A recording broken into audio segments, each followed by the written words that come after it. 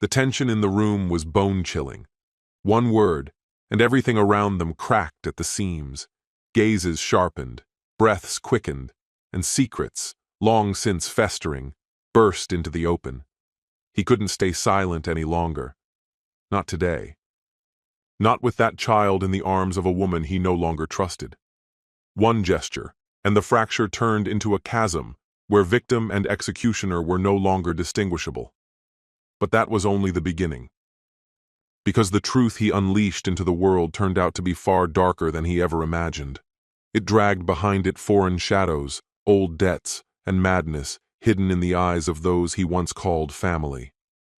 And one day, it will all end in a place where neither law, nor love, nor even blood can offer salvation. Hello, my friend.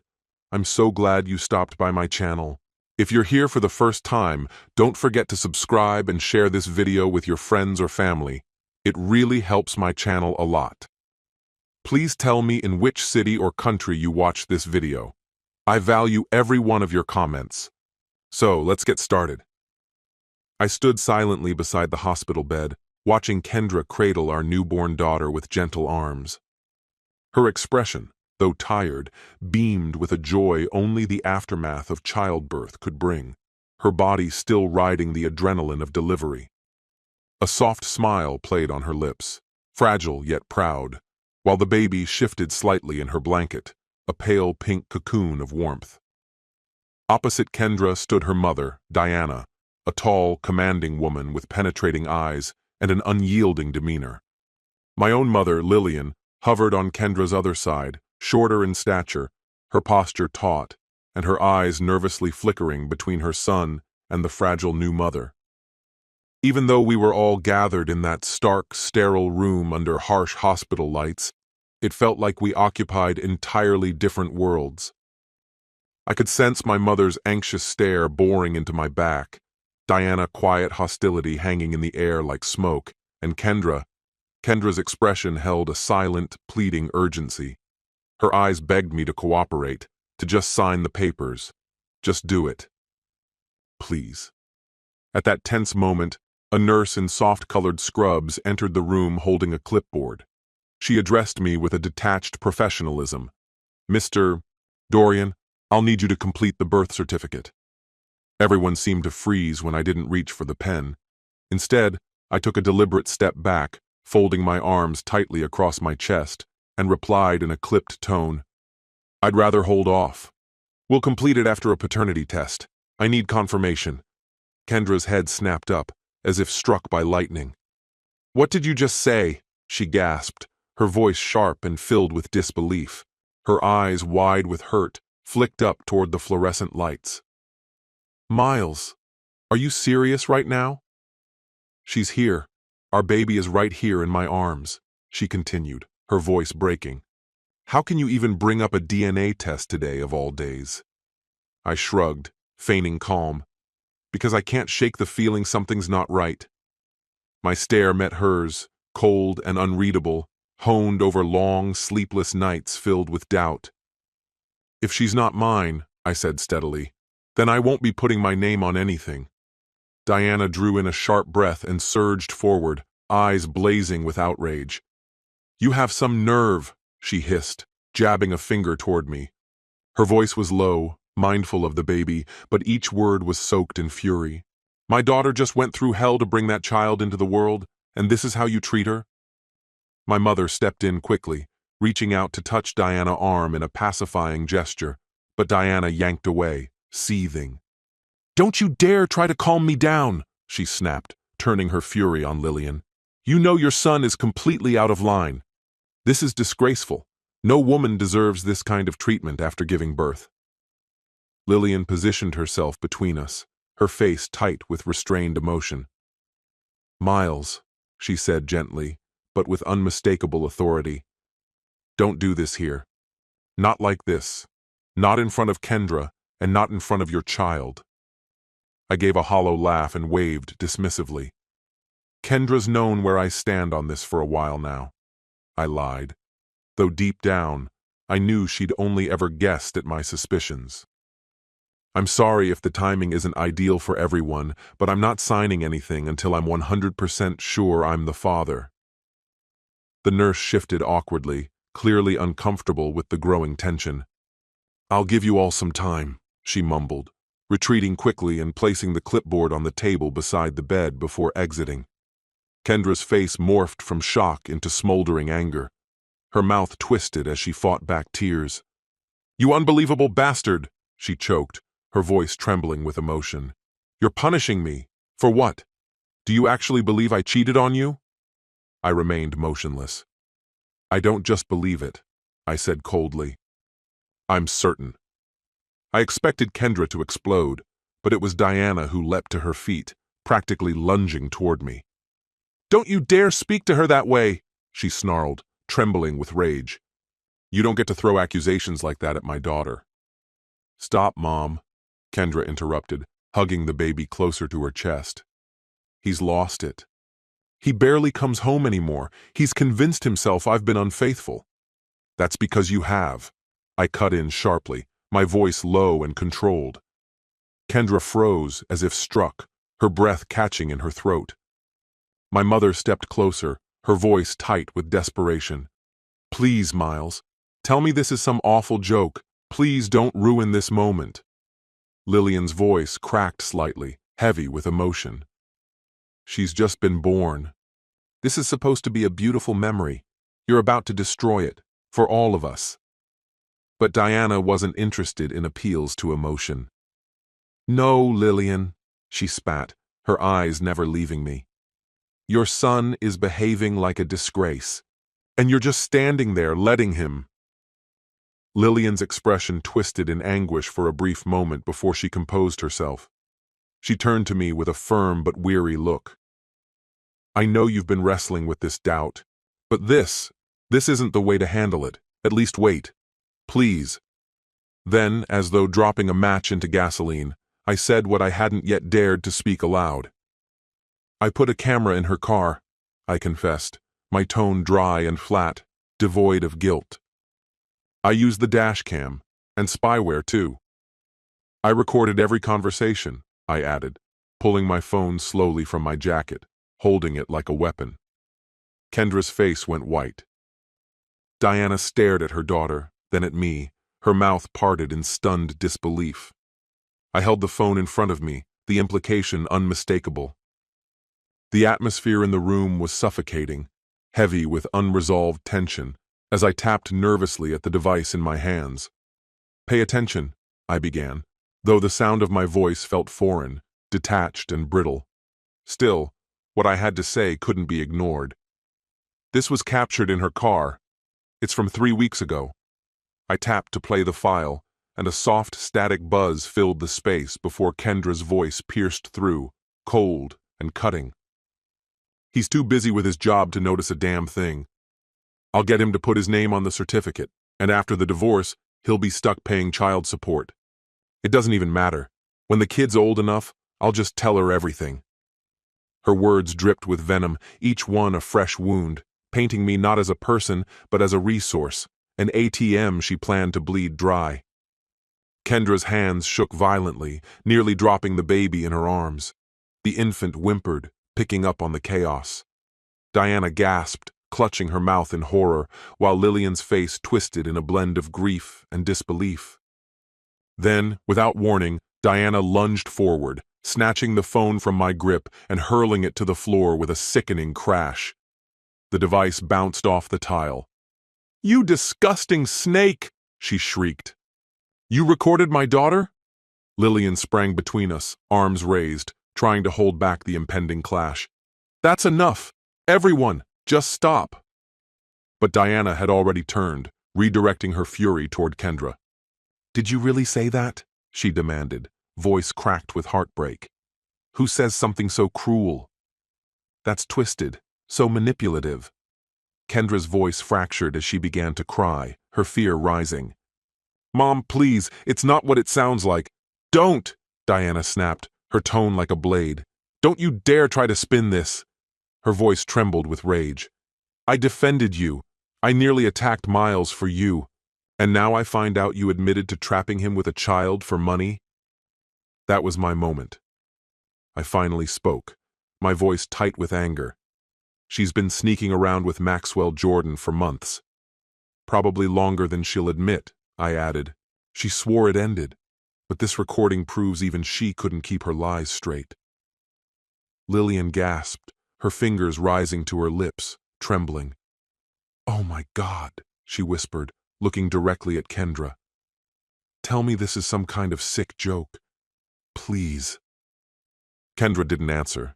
She just sobbed harder, holding the baby like a shield against the unraveling storm. Diana turned her glare back on me, eyes blazing with maternal wrath. "So you have your little recording," she spat. "And this is your big move? To walk in and publicly humiliate her hours after she gave birth?" "That's exactly right," I said evenly, "because I deserve to know whether that baby is mine." Diana didn't flinch. Even with the shock all over her face, she jabbed her finger into my chest.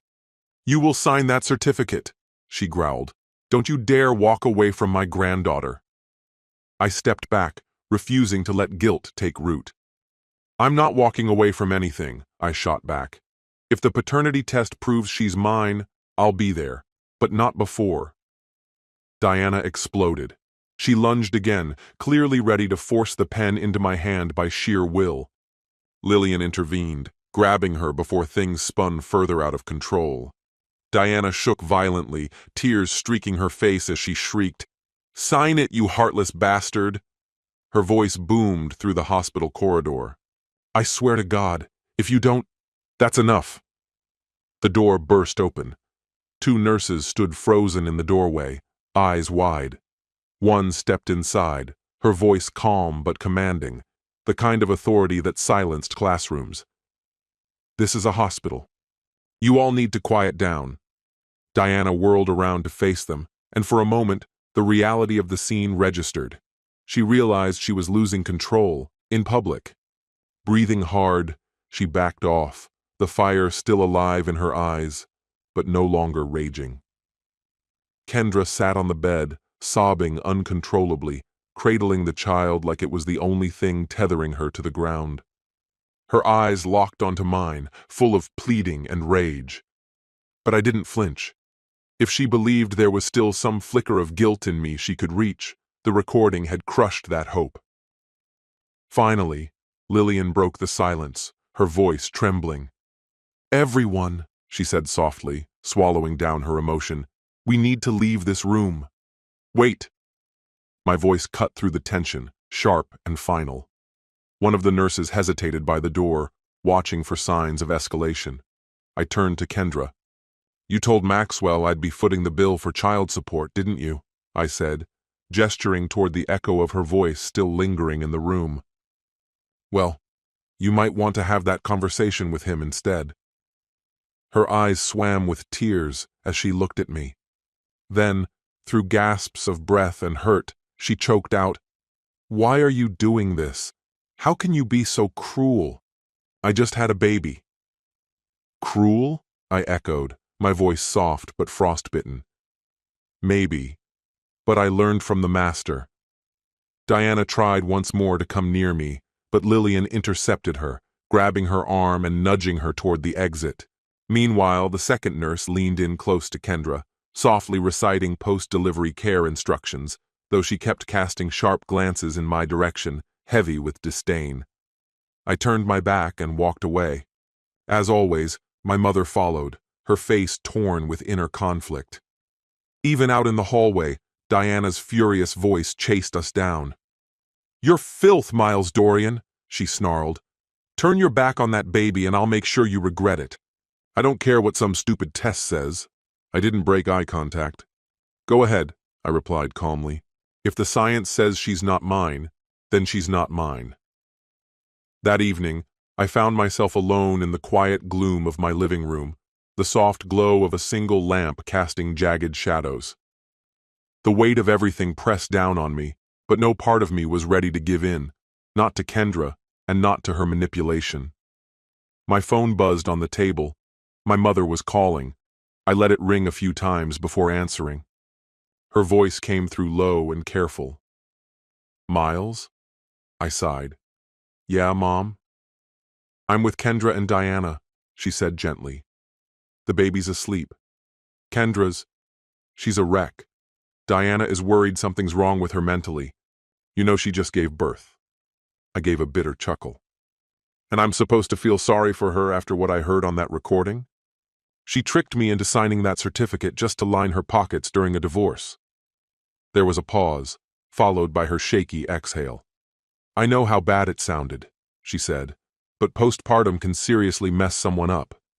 Her body's been through hell. Just consider that. Don't, I said sharply. Don't turn this around on me. I kept quiet through the whole pregnancy to protect that child, but she lied. She betrayed me. I won't let anyone paint me as the villain for finally standing up. If that baby turns out to be mine, I'll take responsibility. If she's not, then I'm done pretending. The silence on the other end was thick. Then came her soft, nearly pleading voice. What should I tell them? Tell them the divorce papers are coming, I said coldly. Kendra can go live with her mother. I'm finished. She didn't say another word, just hung up. I sat there in the silence, surrounded by shadows. The week that followed was a blur of ringing phones and bitter standoffs. Diana showed up at my apartment twice. My mother called every day, sometimes crying, sometimes furious. I ignored it all. My lawyer moved fast and clean, filing the divorce on grounds of adultery. Kendra stayed in the hospital for continued evaluation. The baby, though small, was healthy, just under watch for routine reasons. It was the perfect window for a paternity test. My attorney made sure every legal protocol was followed to the letter. Then the day came. The results were in. I opened the envelope, my chest heavy even though I already knew what it would say. The verdict was clear, 0% probability of paternity. There it was in black and white, backed by cold clinical data. That child wasn't mine. But it didn't feel like relief. It felt like stepping into a void, cold, final. Every doubt I'd had was now confirmed beyond question. I read the document a second time, hunting for a mistake. There wasn't one. I got in my car and drove straight to Diana's house. After Kendra was discharged, Diana had insisted she and the baby come stay with her. As twisted as it was, I needed to see her face when the truth landed. Diana opened the door before I even knocked. She looked worn down, but her glare was still fierce. "You've got a lot of nerve coming here," she snapped, barring the entrance. I held my ground. "The baby's not mine," I said, holding up the test results. "So stop trying to force me into anything." Her expression faltered, caught somewhere between shock and wounded pride. "You're making that up." I exhaled and handed her the paper. "See for yourself." She snatched it and scanned the contents. Her body visibly sagged as she read, the fight draining out of her all at once. Without a word, she stepped aside and gestured for me to enter. "Kendra," she called out, voice flat and defeated. "Come here." The baby wasn't in sight, likely sleeping in another room. Kendra appeared in the hallway, looking just as fragile and worn as the last time I saw her, only now there was an added layer of sorrow. Her eyes were already brimming with tears. "What is it?" she asked softly, clearly bracing for impact. Diana passed her the paper without a word. Kendra's eyes skimmed over the lines, and then she froze. Her knees buckled slightly, and she caught herself on the frame of the doorway. Her gaze lifted to mine, trembling. Her face crumpled with despair. "That can't be right," she whispered. "There has to be some kind of mistake." "No," I said quietly, but firmly. "There isn't. There was no misunderstanding. You and Maxwell had a child together. He's the biological father." Kendra's mouth trembled, her eyes glossy with unshed tears. "Miles, please. I love you," she whispered, her voice shaking. "This isn't what I wanted," she choked out. "None of this." I kept my tone icy as I reminded her, You said some pretty damning things in that recording. Not the kind of words someone in love would ever use. Her body folded with sobs, but before I could say more, Diana whirled around, her voice sharp with grief and fury. "So what now, Miles?" she demanded. "Now that you've got your proof, you're just walking away from her and the baby."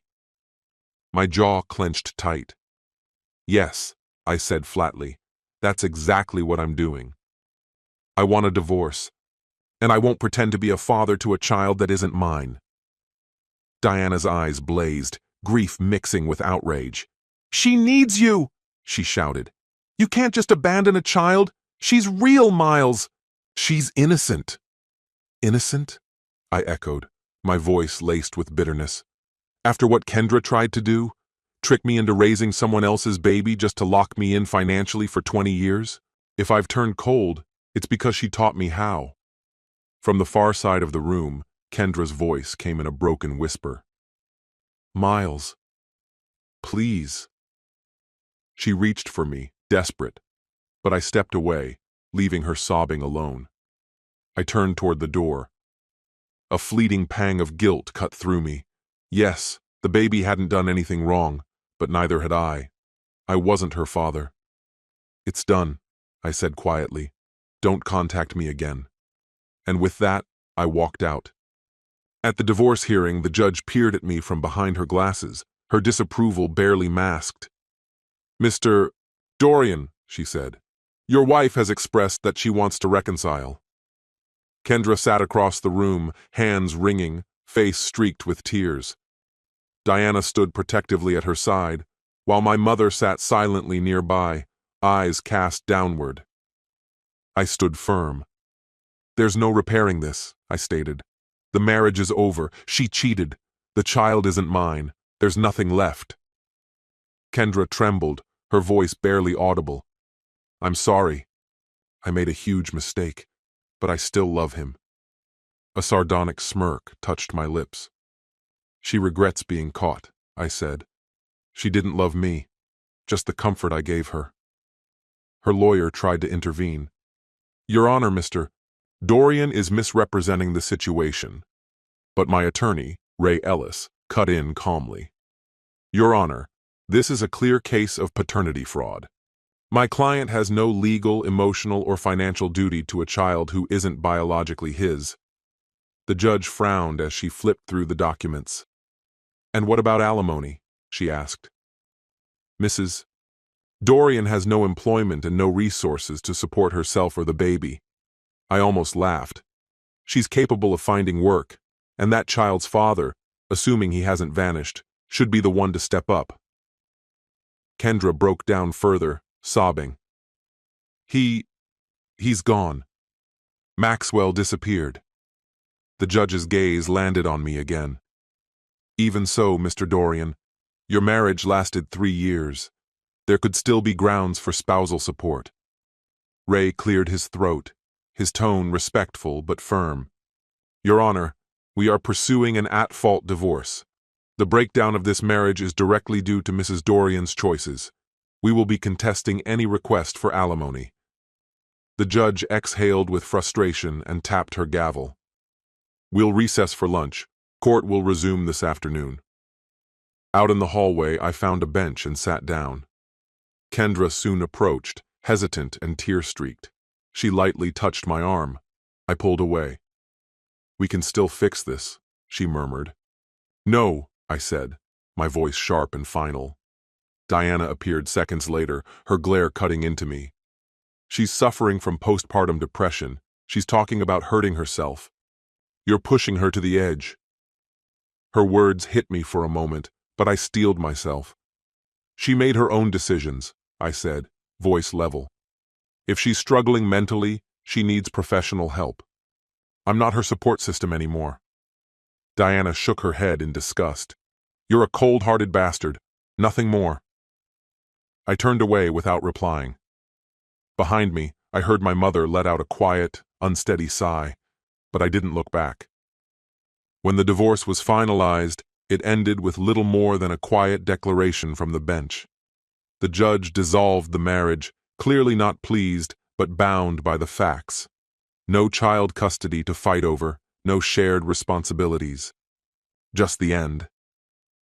Kendra had moved in with Diana for good, both of them carrying the weight of the emotional wreckage they had jointly caused.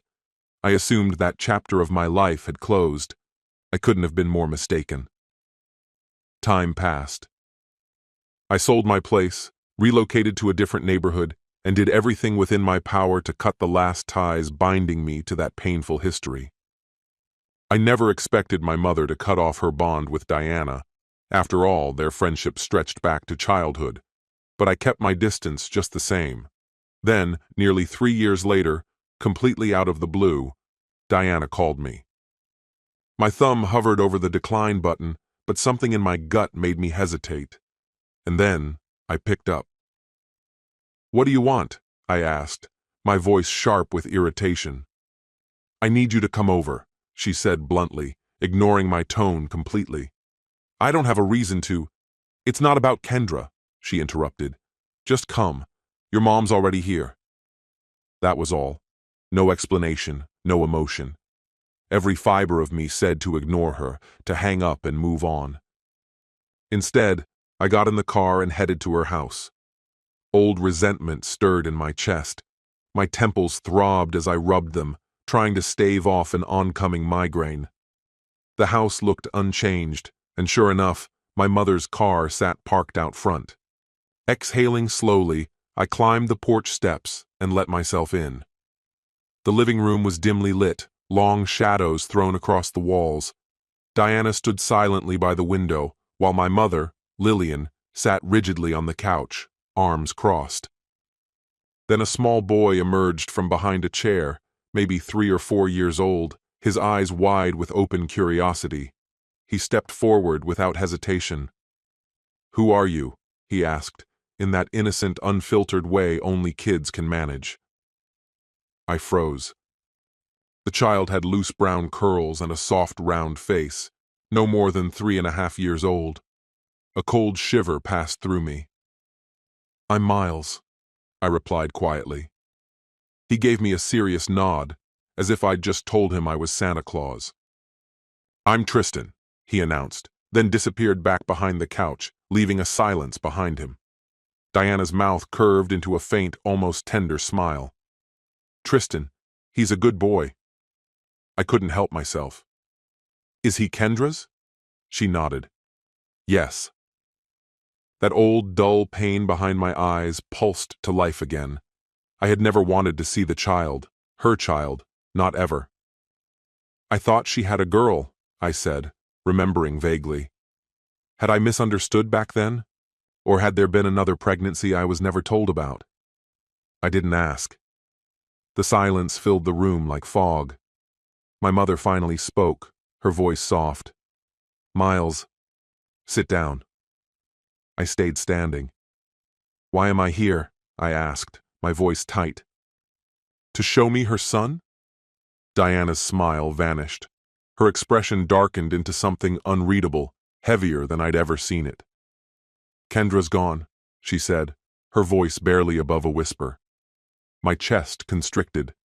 "What do you mean, gone? Are you saying she's dead?" A single nod. "It happened in Florida. She was attacked by an alligator. It was an accident." Her words came slowly, like she was selecting each one carefully. My mom rose from her seat, stepping forward. "She's gone, Miles. That's all you need to know."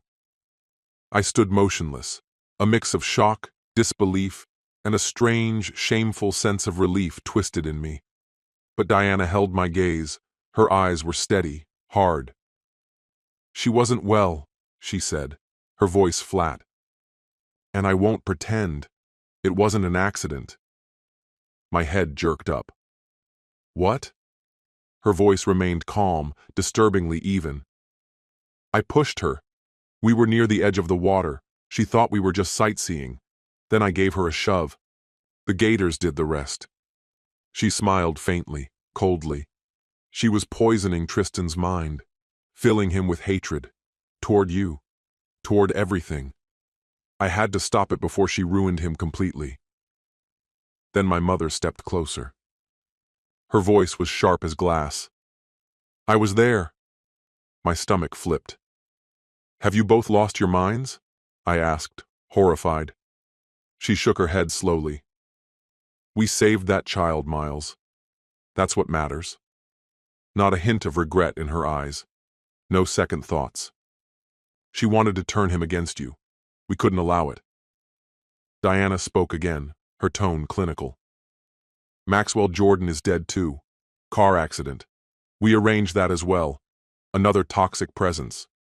Tristan needed freedom from all of it. He deserves a clean slate.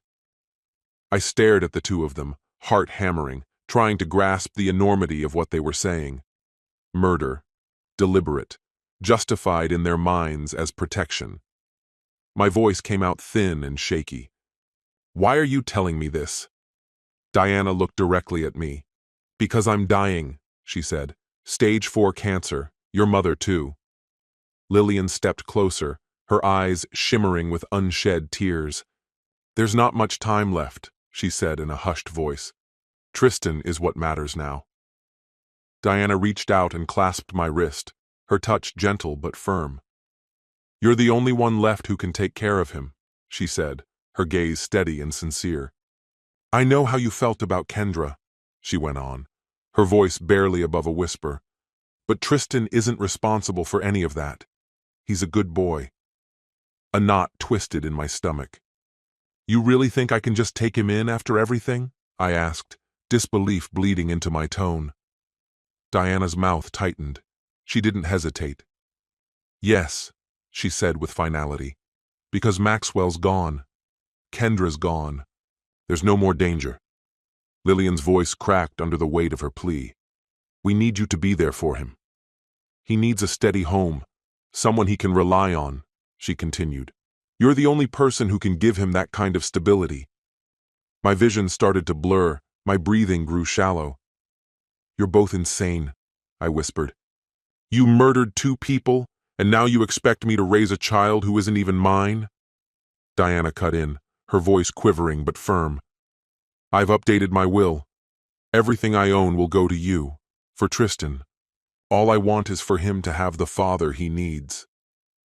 I stared down, trying to keep the tremors from overtaking me. My mother rested a hand on my shoulder, her voice low and tender. You don't need to decide tonight, she said. But Miles, we did what we did for him. Yes, it's horrifying. Yes, we'll live with that guilt.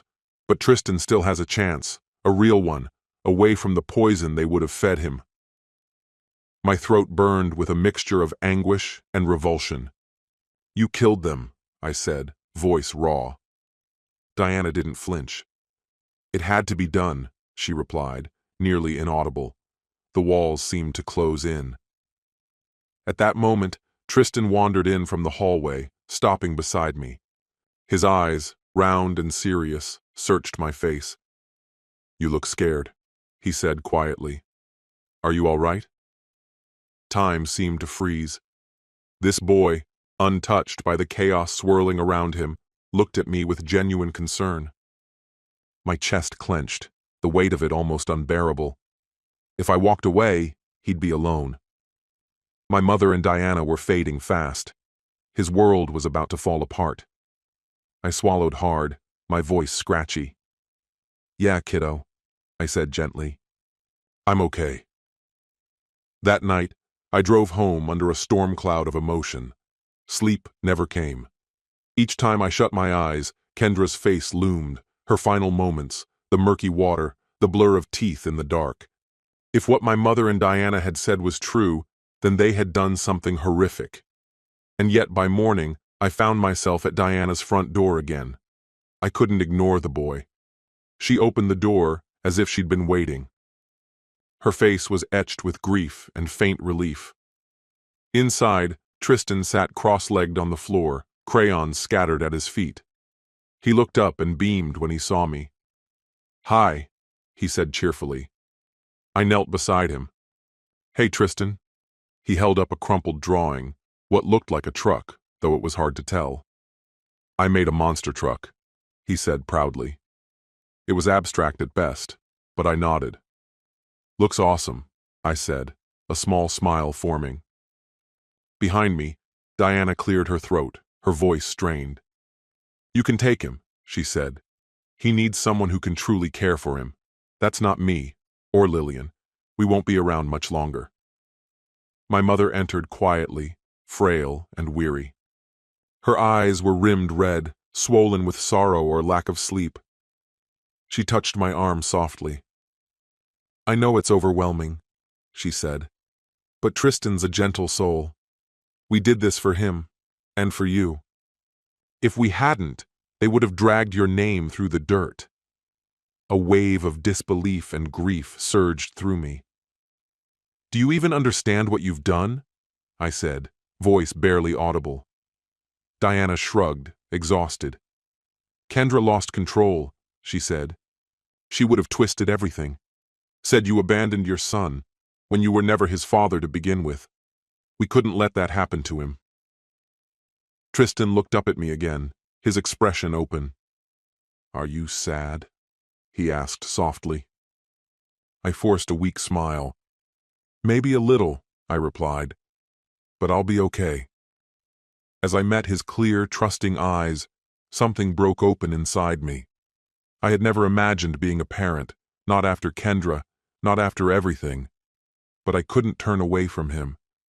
None of this was his doing, not his lineage, not the choices others made. Tristan, I said, my voice tender, how would you feel about coming to live with me? He frowned, confused. Is Grandma Diana coming too? Diana looked at me, her expression full of sorrow. I'm very sick, Tristan, she said gently. I won't be able to stay with you for much longer. Is that Grandma Lillian? Tristan's small voice broke the silence, filled with curiosity. My mother responded with a faint, wavering smile. I'm not feeling great either, sweetheart, she said softly, releasing a slow breath as she gently guided his attention toward me. But Miles is a good man, she added, her voice tender. He'll take care of you. Tristan paused, fiddling with a crayon in his fingers. After a moment of thought, he simply nodded and said, Okay. The pure, uncomplicated trust in his voice nearly made me smile. Diana swallowed, her throat tightening. I'm naming you as Tristan's guardian, she murmured, barely above a whisper. He needs a father figure. I stared at her, stunned. This is definite? I asked, the words falling heavy and flat. She gave a grave nod. There isn't much time left, Miles. You know what we're facing. We're both at stage 4. Her voice cracked. It's almost over. My mother stepped up beside me, ran her fingers gently through Tristan's hair, then turned to me with eyes filled with sorrow. I'm proud of you, she said, her voice barely audible, for stepping up. I remained still. It's not about pride, I replied, my tone cold. It's about him. Lillian nodded, her expression laden with regret, the weight of past choices reflected in her eyes. In the following weeks, the legalities were quietly handled. Somehow, Diana managed to fast-track everything. Soon, I was officially recognized as Tristan's guardian. She transferred her finances to me too, making sure I wouldn't face the burden alone. I found a modest home with a small yard, someplace where a child could grow up. In the span of days, my life shifted from solitude to sudden fatherhood. Within 2 months, both Lillian and Diana were gone, peacefully, according to the doctors. I visited them in their final days, though my feelings were tangled and hard to name. There were no grand goodbyes, no emotional closure, just quiet farewells and lingering regrets. Lillian told me she loved me. Diana asked me to protect Tristan. I promised I would. Whatever their faults, they died believing they had secured a better path for Tristan, one free from a mother consumed by vengeance. In the beginning, Tristan would occasionally ask gentle questions about his missing grandmother or why he didn't see Kendra anymore. I offered soft half-truths. I told him his mother had died, and so had both his grandmothers. For a child his age, that answer was enough. Over time, a new rhythm emerged. I started therapy to deal with the emotional wreckage. Tristan flourished, first in daycare, then in preschool. He soaked up knowledge, laughed at cartoons, and clung to me each night like I really was his father. I tried dating here and there, but nothing lasted. I carried too much weight. The shadow of Kendra remained. So did the betrayal and the awful truth of what had happened to her. But I kept that part of the story locked away, out of reach of Tristan's innocence. Then, just as life began to feel steady, something unexpected happened. 4 years after Tristan came into my care, I met Kelly. From the first moment, things just clicked. It was different than it had been with Kendra. Better. Kelly didn't lie. She was a nurse, and like my mother, had once served in the Marines.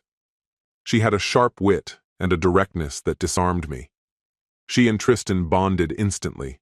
I'd often find them reading side by side or coloring together, lost in their own world. The first time Tristan called her Mommy Kelly, I froze. Was it too soon? But Kelly just smiled, eyes misty with emotion. 6 months later, I proposed. She said yes. We kept the wedding small and intimate. Tristan, in his tiny tuxedo, served as ring bearer, grinning ear to ear. Part of me wondered if Lillian and Diana could somehow see it all, the strange, twisted plan they'd set into motion coming to fruition. A year later, Kelly and I welcomed a baby girl. Tristan was ecstatic. He embraced his role as big brother with a seriousness beyond his years, standing guard by the crib and solemnly declaring that he'd protect her. The sincerity in his voice moved me and broke me, because I knew how many lives had been lost so he could have this shot at a normal life. By then, Kendra rarely crossed my mind. The nightmares, especially the ones about that swamp in Florida, began to fade. I never once said Maxwell's name out loud. Tristan didn't need that shadow in his life. What good would it have done? One quiet afternoon, not long after Tristan's 8th birthday, I was up in the attic, sorting through an old chest of my mother's belongings.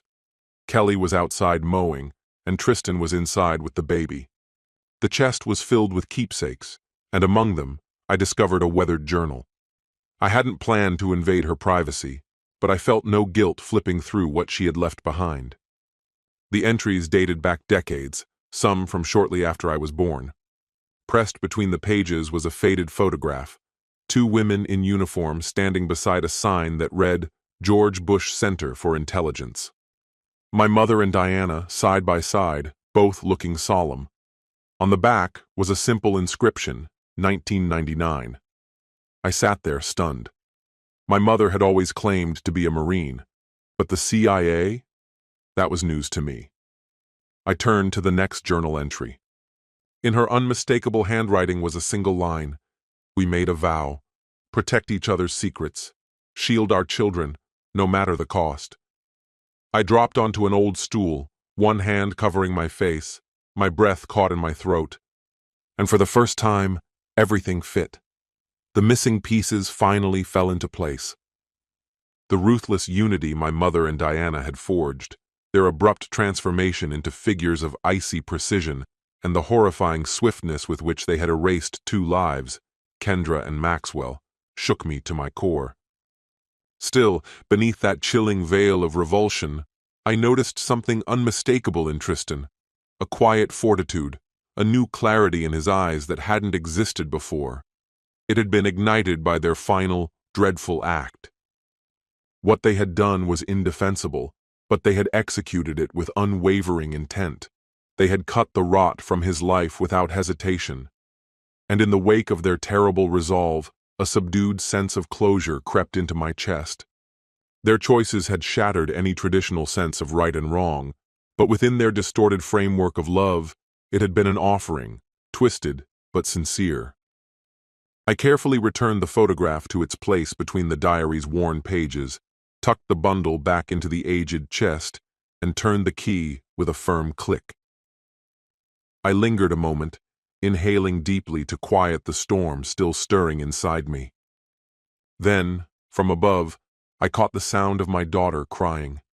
Tristan's gentle voice soothing her, Kelly letting out a soft, knowing chuckle, and those familiar, delicate echoes of the life we had painstakingly built together. My eyes closed, and I let the complicated mix of guilt and comfort drift out of me with a single breath. "Semper Fi," I whispered, remembering how I'd once heard them speak those words to each other in a rare, unguarded exchange, always faithful.